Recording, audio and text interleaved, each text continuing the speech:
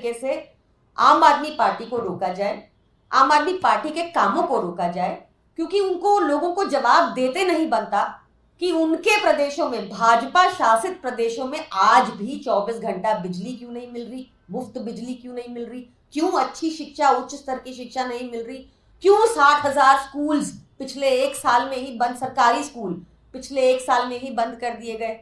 उनके इतनी ज्यादा रिश्वत, इतनी ज्यादा करप्शन और मोदी जी कंट्रोल नहीं कर पा रहे। अब हम इंतजार में हैं कि एलजी साहब इन्वेस्टिगेशन की मंजूरी देंगे, कि केंद्र सरकार इन्वेस्टिगेशन की मंजूरी देगी कि भारत इलेक्ट्रॉनिक्स लिमिटेड ने अगर रिश्वत दी है तो भारत इलेक्ट्रॉनिक्स लिमिटेड को भी इन्वेस्टिगेशन उन पर भी होगी। बहुत सारे नोटिसेस भेजे गए उनको ऑफिशियल तौर पर, सत्येंद्र जैन जी ने भेजे एज पीडब्ल्यूडी मिनिस्टर। बहुत बार ऑफिसर्स को सम्मन किया गया। अरविंद केजरीवाल जी ने भी इस स्लो पेस पर काम चल रहा था उस पर भारी आपत्ति जताई और स्ट्रॉन्ग ऑब्जेक्शन लिए। इसके बाद सत्येंद्र जैन जी ने एक शो कॉज नोटिस भेजा बीईएल को कि बताओ तुम्हारे ऊपर जुर्माना क्यों नहीं लगना चाहिए। हमारे लिए ये एक बहुत टाइम बाउंड कॉन्ट्रैक्ट था, हमारे लिए एक टाइम बाउंड प्रोजेक्ट था, क्योंकि पहले ही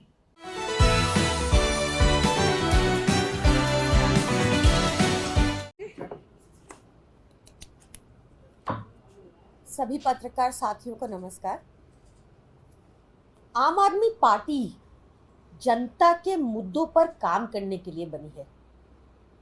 यही सबसे बड़ी दिक्कत है भाजपा को, क्योंकि आज भाजपा जब हरियाणा जाती है, उत्तर प्रदेश जाती है, तो बार बार भाजपा के नेताओं से पूछा जाता है कि जिस तरह अरविंद केजरीवाल जी की आम आदमी पार्टी दिल्ली में सरकारी स्कूलों में इतनी अच्छी शिक्षा, इतना अच्छा इंफ्रास्ट्रक्चर दे पा रही है, वैसा उत्तर प्रदेश में क्यों नहीं है।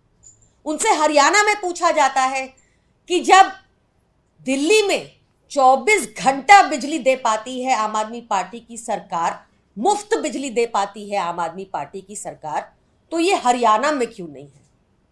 भाजपा के नेताओं से हर जगह पूछा जाता है कि दिल्ली सरकार की तरह हमारे राज्य में महिलाओं को फ्री बस यात्रा क्यों नहीं मिलती। अब भाजपा ये तो बता नहीं सकती कि जो पैसा जनता के लिए अलॉटेड है, जनता के ऊपर खर्च करना चाहिए, जैसे आम आदमी पार्टी की सरकार दिल्ली में करती है, वो पैसा तो भाजपा डकार जाती है। तो भाजपा कैसे रोके आम आदमी पार्टी को। ये लगातार हम पे झूठे केस लगाते हैं, हमारे नेताओं को जेल में डाल देते हैं, बिना सबूत के जेल में डाल देते हैं, और किसी भी तरीके दिल्ली का कुछ ना कुछ काम रोकने में इनका प्रयास रहता है। अब इसी श्रृंखला में एलजी साहब ने एक और केस सत्येंद्र जैन जी के ऊपर इन्वेस्टिगेट करने की मंजूरी दे दी है। हास्यास्पद है आरोप। क्या कह रहे हैं एलजी साहब कि केंद्र सरकार की पीएसयू, कि केंद्र सरकार की सरकारी कंपनी, कि केंद्र सरकार की पब्लिक सेक्टर अंडरटेकिंग, जिसको नवरत्न का स्टेटस मिला हुआ है, भारत इलेक्ट्रॉनिक्स लिमिटेड, इसने सत्येंद्र जैन जी को, जो दिल्ली सरकार में मिनिस्टर रहे, उनको रिश्वत दी। कितना हास्यास्पद है ये आरोप। केंद्र सरकार की कंपनी रिश्वत दे रही है। इतनी ज्यादा रिश्वत, इतनी ज्यादा करप्शन और मोदी जी कंट्रोल नहीं कर पा रहे। अब हम इंतजार में हैं कि एलजी साहब इन्वेस्टिगेशन की मंजूरी देंगे, कि केंद्र सरकार इन्वेस्टिगेशन की मंजूरी देगी कि भारत इलेक्ट्रॉनिक्स लिमिटेड ने अगर रिश्वत दी है तो भारत इलेक्ट्रॉनिक्स लिमिटेड को भी इन्वेस्टिगेशन उन पर भी होगी। ये केस क्या था? देखिए, दिल्ली में एलजी का काम है क्राइम पर कंट्रोल, नियंत्रण पाना। उसमें एलजी एक टोटल फेलियर रहे हैं, ये किसी से नहीं छुपा। तो अरविंद केजरीवाल जी ने दिल्ली को सेफ बनाने के लिए, स्पेशली महिलाओं के पर्सपेक्टिव से, दिल्ली को सेफ बनाने के लिए और क्रिमिनल्स को पकड़ने के लिए ठान लिया कि पूरी दिल्ली में सीसीटीवी लगाए जाएंगे। उस time PWD minister Satyendra Jain ji ने सारे स्टेक होल्डर्स को इन्वॉल्व करके, चाहे वो आरडब्ल्यूएज हो, चाहे वो ट्रेड यूनियंस हो, चाहे पुलिस हो, सबके साथ मीटिंग कर आइडेंटिफाई किए स्पॉट्स, कहाँ कहाँ सीसीटीवी लगना चाहिए। उन्होंने पूरा कॉस्ट वर्कआउट किया और पूरा ड्यू प्रोसेस फॉलो करके कैबिनेट की मंजूरी के साथ अप्रूवल के लिए एलजी साहब को सीसीटीवी के लिए भेजा था। ये अप्रूवल आप सबको याद होगा। 2018 में अरविंद केजरीवाल जी को, मनीष सिसोदिया जी को, सत्येंद्र जैन जी को धरने पर बैठना पड़ा था एलजी हाउस में, ताकि ये सीसीटीवी पास हो जाए, क्योंकि एलजी साहब बैठ गए थे फाइल के ऊपर। उनको तो एक ही आदेश है कि दिल्ली सरकार के काम रोको, दिल्ली वालों का काम रोको। खैर, जब फाइनली धरने के बाद अप्रूवल, मंजूरी मिल गई सीसीटीवी लगाने की दिल्ली में, तो एक प्रॉपर टेंडर प्रोसेस हुआ। उस टेंडर प्रोसेस में जो लोएस्ट बिडर था, भारत इलेक्ट्रॉनिक्स लिमिटेड, केंद्र सरकार की पीएसयू, केंद्र सरकार की नवरत्न पीएसयू, मोदी जी की सरकारी कंपनी, उसको ये टेंडर मिला। 1,40,000 कैमरा दिल्ली में लगाने का टेंडर बीईएल को मिला। बीईएल लगातार कछुए की चाल पर काम कर रही थी, बहुत स्लो थी। बहुत सारे नोटिसेस भेजे गए उनको ऑफिशियल तौर पर, सत्येंद्र जैन जी ने भेजे एज पीडब्ल्यूडी मिनिस्टर। बहुत बार ऑफिसर्स को सम्मन किया गया। अरविंद केजरीवाल जी ने भी इस स्लो पेस पर काम चल रहा था, उस पर भारी आपत्ति जताई और स्ट्रॉन्ग ऑब्जेक्शन लिए।